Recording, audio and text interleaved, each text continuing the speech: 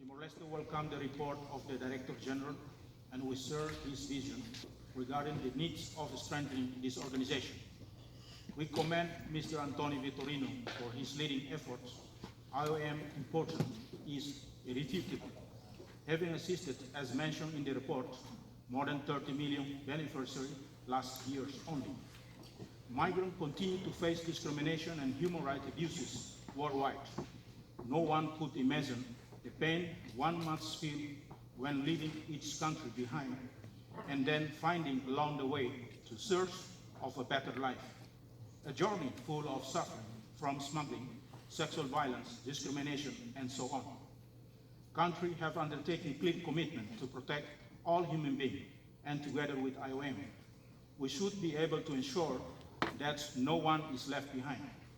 In our understanding, tackling this world challenge can only be done through multilateralism, and we encourage all states to continue to be engaged in constructive dialogue. Mr. Chairman, my country is no stranger to this issue we are addressing here today. In 2006, Timor-Leste has almost 50% of its population being forced to leave their homes. During that time, IOM assistance was essential. The organization provided us with support for the management of all IDP camps and has helped developing a national exit strategy. Political struggles are no longer the only cause of migration. Throughout the last decades, the international community was hit in the face with the severe adverse impact of climate change in the enjoyment of all human rights.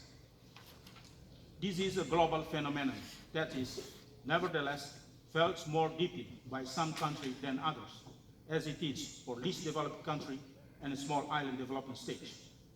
Early this year, Mr. Antonio Guterres, the United Nations Secretary General, called climate change the battle of his life. It should be the battle of us all. Climate change is a threat to the international community and in particular to vulnerable groups. IOM has warned us there could be between 25 million to 1 billion environment migrants by 2050. There are alarming numbers that should concern us all. Mr. Chairman, Timor-Leste land is 80% mountainous and more than 70% of the population live in rural areas. When extreme weather events take place, we face erosion, landslides, and floods adversely affecting our population and causing people to move. International cooperation is the only way to tackle global warming effectively, and so with the support of UNDP. In 2010, Timor-Leste adopted its first national adaptation program of action for climate change. In addition, the government of Timor-Leste has been working with development partners in urban and rural development projects, including urban management and coastal resilience projects.